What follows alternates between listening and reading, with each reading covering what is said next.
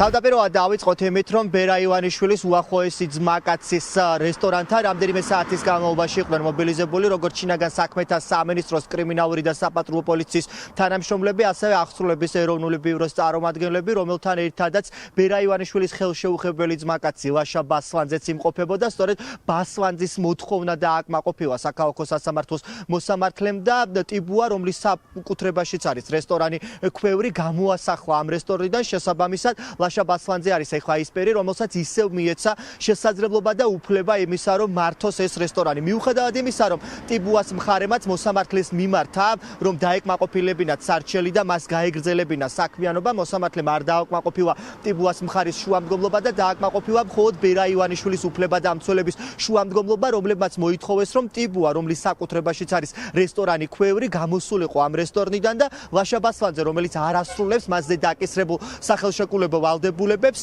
მას გაეგრძელებინა საქმიანობა. რა თქმა უნდა, ტიბუას უფლებადამცველები ამბობენ, რომ მოსამართლის ეს გადაწყვეტილება არის უკანონო, რადგან ბასლანძე არის სწორედ ის პერი, რომელმაც არც ერთი დაკისრებული ვალდებულება არ შეასრულა, თუმცა ამის მიუხედავად, რატომღაც მოსამართლემ ჩათვალა საჭიროდ, რომ ბერა ივანიშვილის ძმაკაც უნდა დარჩეს ქვევრი და ის უნდა იყოს პერი, რომელმაც გააგრძელოს საქმიანობა ამ რესტორანში. რა ხდებოდა რესტორნის მიმდებარე ტერიტორიაზე და რას ამბობს თავად ბასლანძე, რომელიც რამდენიმე დღის წინ სწორედ ამ რესტორანში ცეცხლსასროლი იარაღით დარბოდა, თქვენ პირდაპირ ეთერში მოისმენთ.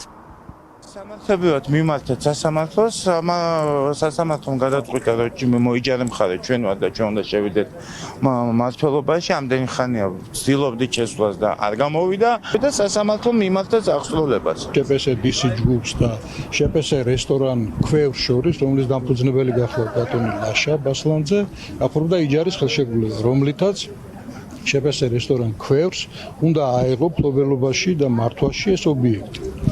დღემდე მე საკუთრე მამის საშუალება არ მისცა, ანუ მოიჯარე, ვერ ახორციელებდა თავის იჯარის უფლებას. ვინაიდან დღემდე გაჭიანურდა, ანუ ერთ წელზე მეტი გავიდა და ჩვენი უფლება დავიწყოთ კომერციული საქმიანობა ნებაყოფლობით მხარემ არ განახორციელა, მივმართეთ სარჩელით სასამართლოს. სასამართლომ ასეთი განჩინება გამოიტანა უშინ. აღსრულების ეროვნულმა ბიურომ დღეს აღასრულა ეს განჩინება და ობიექტის მართვაში შევიდა შპს რესტორანი ქვევრი. ძალიან გასაოცარია ეს ამბავი, იმიტომ რომ სასამართლომ ჩვენ უარი გვითხრა, მხარე არ ასრულებს ვალდებულებას, ასევე მოითხოვეთ ხელშეშლა მისი მხრიდან, მაგრამ სასამართლომ ჩვენ კი არ დაგვიკმაყოფილა ჩვენი მოთხოვნა კანონიერი, არამედ იმ მხარეს დაუკმაყოფილა მოთხოვნა, რომელიც არ გვაქვს ხელშეკრულების საიჯარო ხელშეკრულების პირობებს. ამ ინციდენტის გამო არც პასუხისგებაში მიუციათ არავინ, იცით თქვენ რომ იქ იყო მუქარა, იარაღით, რა თქმა უნდა, სიცოცხლის მოკვლის მუქარა, პასუხისგებაში არავინ არ მიუციათ.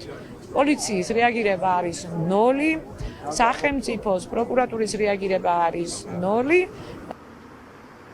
ლაშა ბასლანძე არის სწორედ ის პერი, რომელიც რამდენიმე კვირის წინ მის ბიზნეს პარტნიორს ცეცხლსასროლი იარაღით ემუქრებოდა. ამის ამსახველი კადრები პირველებმა მოიპოვა. ამის შემდგომ ბასლანძე დაიბარეს საგამოძიებო უწყებაში და მიუხედავად იმისა, რომ საქმე გვაქვს სისხლის სამართლის დანაშაულთან, შინაგან საქმეთა სამინისტრომ ბერა ივანიშვილის უახლოესი მეგობრის წინააღმდეგ სისხლის სამართლებრივი დევნა შეწყვიტა.